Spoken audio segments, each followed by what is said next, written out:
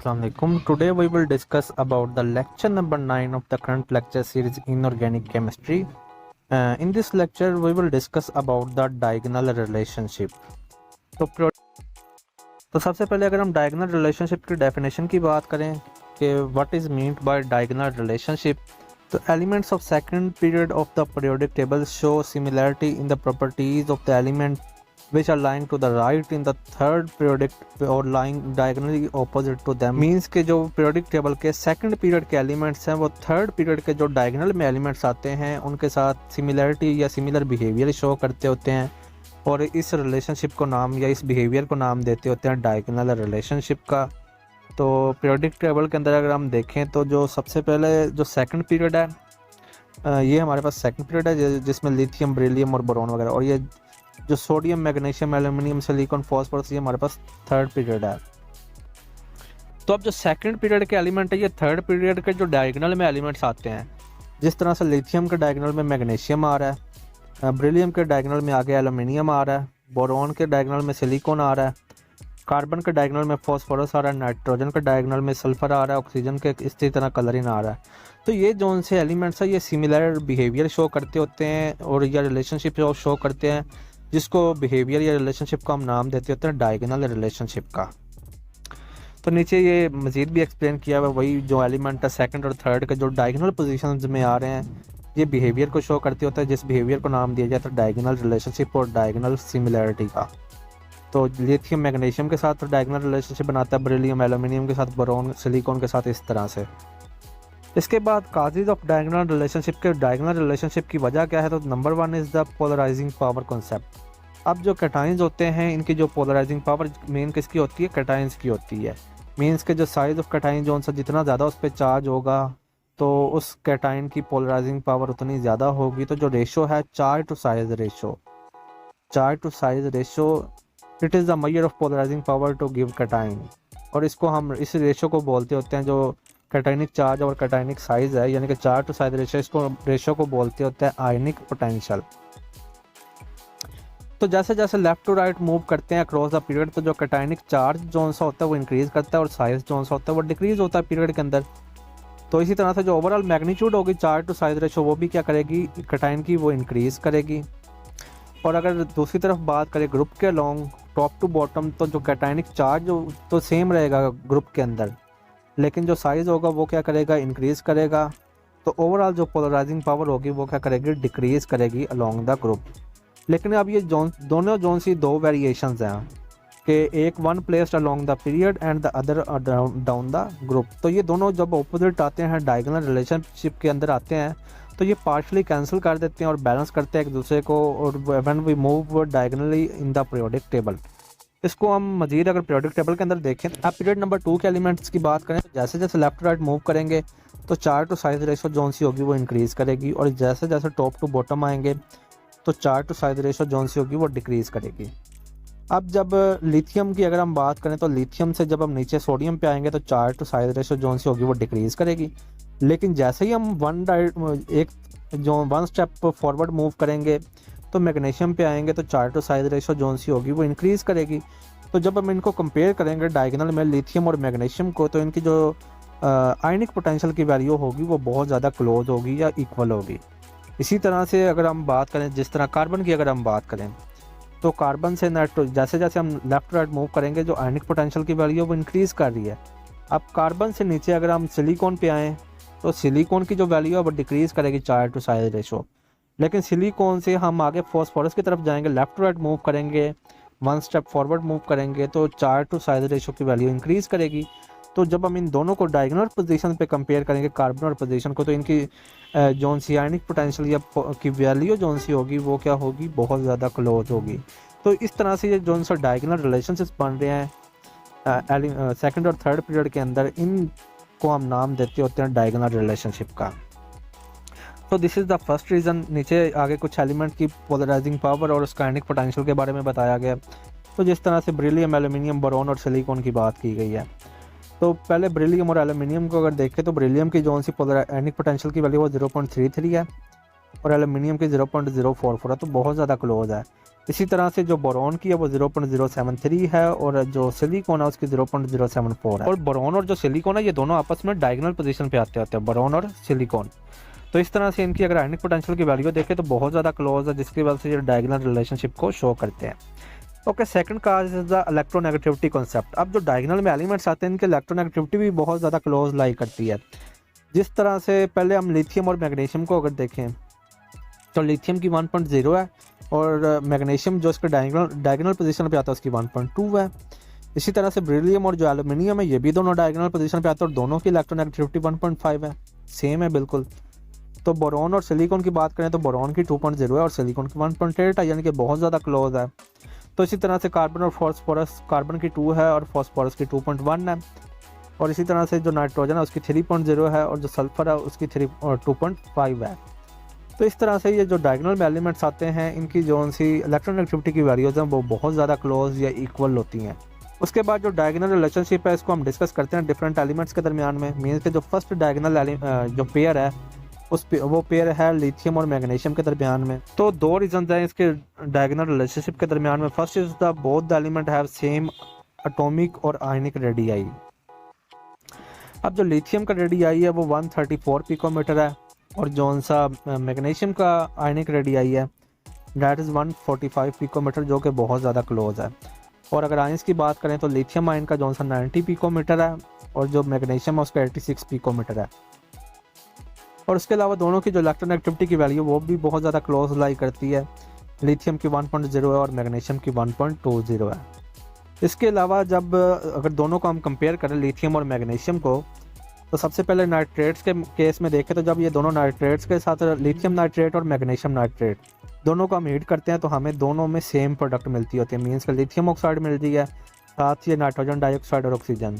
और मैग्नीशियम के केस में भी मैग्नीशियम ऑक्साइड मिल रही है, साथ नाइट्रोजन डाइऑक्साइड और ऑक्सीजन।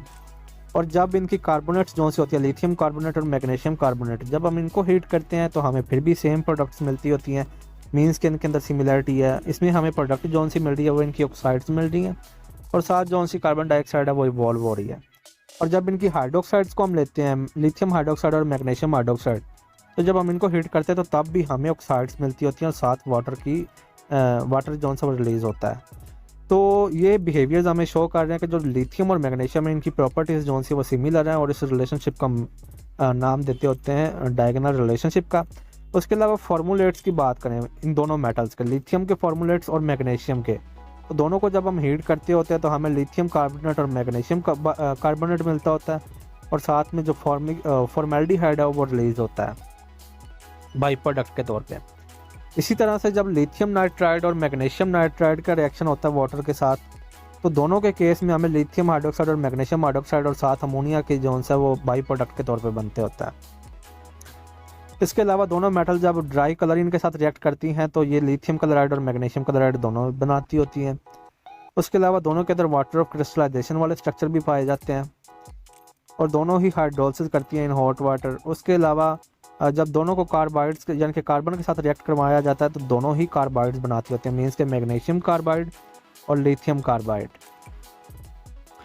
इसके अलावा लिथियम और जो मैग्नीशियम है ये दोनों ही जब इनको ऑक्सीजन के साथ रिएक्ट करवाया जाता है तो दोनों ही नॉर्मल ऑक्साइड बनाती होती हैं। मीन्स के लिथियम ऑक्साइड और मैग्नीशियम ऑक्साइड। और जब वाटर के साथ इनको रिएक्ट करवाया जाता है तो ये स्लोली रिएक्ट करते हैं और हाइड्रोक्साइड बनाती होती हैं। तो लिथियम को वाटर के साथ रिएक्ट करवाते हैं तो लिथियम हाइड्रोक्साइड, मैग्नीशियम को वाटर के साथ रिएक्ट करवाते हैं तो मैग्नीशियम हाइड्रोक्साइड। इसके अलावा सोलोबिलिटीज़ की बात करें, अब इनके जो फ्लोराइड्स होते हैं, कार्बोनेट्स, ऑक्सालेट्स, फॉस्फेट और बाइकार्बोनेट्स जो से होते हैं दोनों मेटल्स के, तो दोनों ही स्पेरिंगली सॉल्युबल होते हैं वाटर के अंदर और जो इनकी बाइकार्बोनेट्स होती हैं वो फ्रीली सॉल्युबल होती हैं। इसके अलावा दोनों मेटल ही हार्ड मेटल्स हैं और दोनों मेटल ही मेल्ट हो जाती हैं ड्राई एयर के अंदर विदाउट लूजिंग देयर लस्टर। तो ये था diagonal relationship between lithium and magnesium. अब हम डायगोनल रिलेशनशिप डिस्कस करते हैं between the beryllium and aluminium. तो सबसे पहले आयनिक पोटेंशियल की बात करें तो जो बेरिलियम का आयनिक पोटेंशियल है डैट इज़ 0.33 और इसके अलावा जो सा एल्यूमिनियम का है डैट इज़ 0.044। तो यानी कि बहुत ज़्यादा क्लोज लाई करता है दोनों का जो आयनिक पोटेंशियल है। और रेडियाई की बात करें तो जो बेरिलियम का 59 है और जो एल्यूमिनियम है इसका 67.5 है पिकोमीटर है। इसके अलावा इनके स्टैंडर्ड रिडक्शन पोटेंशियल की वैल्यूज़ की बात करें तो दोनों ही नेगेटिव में है। तो जो बेरिलियम के स्टैंडर्ड रिडक्शन पोटेंशियल की वैल्यू है वो -1.70 है और जो एल्यूमिनियम का है डैट इज़ -1.67। इसके अलावा दोनों के कोवलेंट रेडियाई की बात करें तो बेरिलियम का 125 पिकोमीटर है और जो एल्यूमिनियम का 130 पिकोमीटर है। इसके अलावा दोनों ही मेटल जोन्स इनको एक्सट्रैक्ट किया जाता है by electrolytic reduction of their oxides. इसके अलावा जब दोनों ही HNO3 यानी कि नाइट्रिक एसिड के साथ रिएक्ट करती हैं तो ये प्रोटेक्टिव ऑक्साइड की लेयर बनाती होती हैं, जिसका ये जोन सी लेयर होती है ये प्रोटेक्शन के तौर पे काम करती है और एसिड का इफेक्ट दोनों की मेटल्स पे नहीं होने देती। इसके अलावा फर्दर हम इनकी सिमिलैरिटीज़ को देखें तो दोनों जोन सी मेटल्स हैं जब अल्कलीज के साथ रिएक्ट करती हैं तो ये बैरिलेट बनाती हैं और एल्यूमिनेट्स बनाती होती हैं। तो जब बेरिलियम हाइड्रोक्साइड के साथ रिएक्ट करेगी तो ये बैरिलेट बनाएगी और साथ हाइड्रोजन गैस इवॉल्व होगी। इसी तरह जो एल्यूमिनियम जब अल्कली के साथ रिएक्ट करेगी तो एल्यूमिनेट बनाएगी और साथ हाइड्रोजन गैस इवॉल्व होगी। इसके अलावा दोनों की अगर हम हलाइड्स की बात करें तो दोनों की हलाइड्स के अंदर भी सिमिलर प्रॉपर्टीज़ पाई जाती है, मीन्स के इनके लो मेल्टिंग पॉइंट्स होते हैं, दोनों ही हाइड्रोलाइज होते हैं बाय वाटर। एनहाइड्रस हलाइड्स जो होती हैं they are covalent in nature of both the metals beryllium and aluminium. इसके अलावा दोनों ही सॉल्युबल होती हैं इन ऑर्गेनिक सॉल्वेंट और ये बिहेव करती हैं एज अ लिवस एसिड। इसके अलावा दोनों ही डाईमेरिक स्ट्रक्चर बनाती होती है, बेरिलियम क्लोराइड और एल्यूमिनियम ट्राइक्लोराइड, और ब्रिज स्ट्रक्चर बनाती होती हैं। तो नीचे हम देख सकते हैं कि बेरिलियम के जोन से ये भी इसका डाइमर स्ट्रक्चर पाया जाता है और जो एल्यूमिनियम का है इसका भी ब्रिज और डाइमर स्ट्रक्चर पाया जाता है। इसके अलावा इनके नाइट्राइड्स की बात करें तो बेरिलियम नाइट्राइड और एल्यूमिनियम नाइट्राइड तो दोनों के केस में हमें हाइड्रोक्साइड मिलती होती हैं और साथ अमोनिया जोन्सिया एज अ बाई प्रोडक्ट के तौर पे बनती होती है। इसके अलावा जब इनका वाटर के साथ रिएक्शन होता है तो हमें अल्केन मिलती होती हैं और साथ हाइड्रोक्साइड बनती होती हैं, बेरिलियम के केस में भी और एल्यूमिनियम के केस में भी। इसके अलावा दोनों ही जब ऑक्सीजन के साथ रिएक्ट करती हैं तो ये ऑक्साइड्स बनाती होती है, बेरिलियम ऑक्साइड और एल्यूमिनियम ऑक्साइड। और ये जो सी ऑक्साइड होती हैं they are amphoteric in nature, means amphoteric means कि ये एसिड के तौर पे भी एक्ट करती हैं और बेस के तौर पे भी। तो यहाँ पे हम देख सकते हैं ये एम्फोटेरिक नेचर को एक्सप्लेन किया गया है, मीन्स कि एज एसिड के तौर पे भी रिएक्ट कर रहे हैं और बेस के तौर पे भी रिएक्ट कर रहे हैं। तो ये एम्फोटेरिक नेचर दो ऑक्साइड शो करती हैं, बेरिलियम की भी और एल्यूमिनियम की भी। तो ये डायगोनल रिलेशनशिप था बेरिलियम और एल्यूमिनियम के दरमियान में। तो अब हम डिस्कस करते हैं diagonal relationship between the boron and silicon. तो बोरोन और सिलिकॉन की बात करें तो सबसे पहले इनका आयनिक पोटेंशियल देखते हैं। तो जो बोरोन का आयनिक पोटेंशियल है वो 0.073 है और जो सिलिकॉन का है वो 0.074 है, सिर्फ 0.001 का डिफरेंस है। तो बहुत ज़्यादा क्लोज लाई कर रहे हैं, ये एक सिमिलैरिटी है इनके दरमियान में। तो इसके अलावा जब इनको हम मैग्नीशियम के साथ रिएक्ट करवाते हैं, बेरिलियम ऑक्साइड और सिलिकॉन की ऑक्साइड, इनको मैग्नीशियम के साथ रिएक्ट करवाते हैं तो ये मैग्नीशियम ऑक्साइड और साथ ये एलिमेंटल फॉर्म में ये रिलीज़ होती हैं। इसके अलावा both element are non metal, दोनों ही नॉन मेटल हैं और बैड कंडक्टर हैं ऑफ हीट एंड इलेक्ट्रिसिटी। इसके अलावा दोनों एलिमेंट जोन से हैं दो एलोट्रोपिक फॉर्म में एग्जिस्ट करते हैं, one is the amorphous and second is the crystalline. Crystalline form of both the elements are hard. इसके अलावा डेंसिटी की बात करें दोनों की ऑलमोस्ट डेंसिटी भी सेम है। जो बोरोन की डेंसिटी है डैट इज़ 2.34 ग्राम पर सेंटीमीटर क्यूब और जो सिलिकॉन की डेंसिटी है डैट इज़ 2.35 ग्राम पर सेंटीमीटर क्यूब। इसके अलावा इलेक्ट्रोनेगेटिविटी भी दोनों की बहुत ज़्यादा क्लोज है, बोरोन की 2.0 है और सिलिकॉन की 1.8 है। इसके अलावा आयनाइजेशन एनर्जी की वैल्यूज़ की बात करें तो जो बोरोन की वो 800 किलो जॉल पर मोल है और जो सिलिकॉन की है डैट इज़ 786.4। और इसके अलावा जो दोनों के जो बॉइलिंग पॉइंट है हाई और वैली दोनों बहुत ज़्यादा क्लोज हैं। बोरोन का जो बॉइलिंग पॉइंट है वो 22,550 डिग्री सेल्सियस है और जो सिलिकॉन का डैट इज़ 2,680 डिग्री सेल्सियस। और दोनों ही कोवलेंट बॉन्ड बनाते होते हैं, कोवलेंट नेचर रखते हैं। And boron and silicon normally do not form stable cations, दोनों ही स्टेबल कैटायंस नहीं बनाते। और इनकी जो ऑक्साइड्स होती हैं जब इनको हम ऑक्सीजन के साथ रिएक्ट करते हैं तो ये ऑक्साइड्स बनाती होती है, बेरिलियम ऑक्साइड और सिलिकॉन ऑक्साइड्स।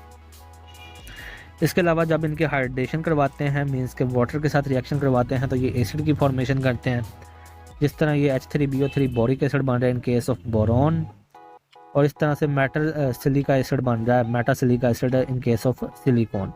इसके अलावा दोनों ही ऑक्साइड जब मेटालिक ऑक्साइड के साथ रिएक्ट करती हैं तो जब हम उनको हीट करते होते हैं दोनों ही मेटाबोरेट बनाते होते हैं।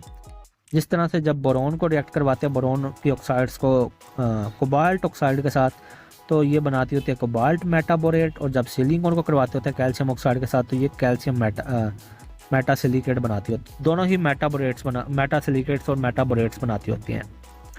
इसके अलावा दोनों को जब हम कार्बन के साथ रिएक्ट करते हैं तो दोनों ही कार्बाइड्स की फॉर्मेशन करते हैं।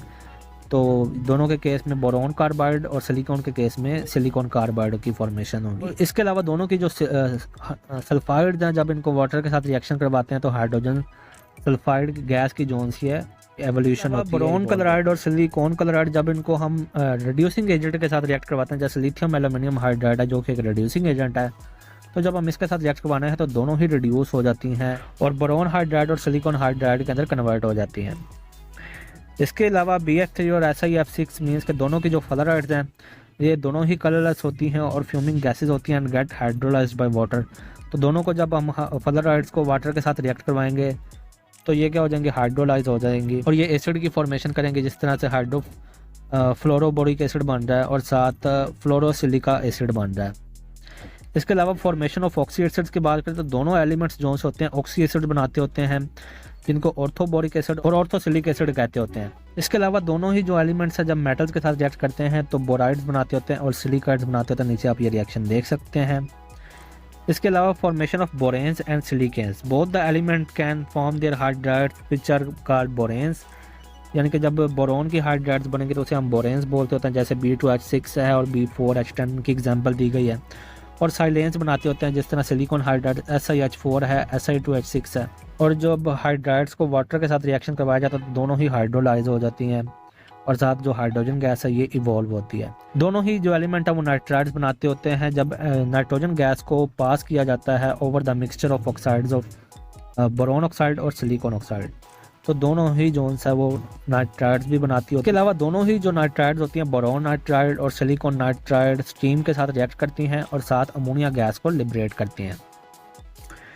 इसके अलावा फॉर्मेशन ऑफ कार्बाइड्स की बात करें तो दोनों ही जो एलिमेंट है कार्बाइड्स बनाते होते हैं, बोरोन कार्बाइड और silicon carbide which is obtained by heating the element और इट्स ऑक्साइड विद कार्बन। जब हम उनको कार्बन के साथ क्या करते हैं, हीट करते होते हैं। तो these are the hard substances and hence are used as abrasive. इसके अलावा फॉर्मेशन ऑफ कॉम्प्लेक्स एसिड, दोनों ही कॉम्प्लेक्स एसिड बनाते होते हैं। When both the element form the complex acid, boron भी कॉम्प्लेक्स एसिड बनाता होता है और सिलिकॉन भी कॉम्प्लेक्स एसिड बनाता होता है, which can be obtained by the action of water on BF3 and SiF4। तो दोनों की जब फ्लोराइड्स को हाइड्रेशन करवाई जाती है, वाटर के साथ रिएक्ट करवाया जाता है, तो दोनों ही कॉम्प्लेक्स एसिड बनाते होते हैं। So this is all about today's lecture about the diagonal relationship। अगर आपका कोई क्वेश्चन हो तो आप कमेंट सेक्शन में पूछ सकते हैं। ओके, थैंक यू, अल्लाह हाफिज़।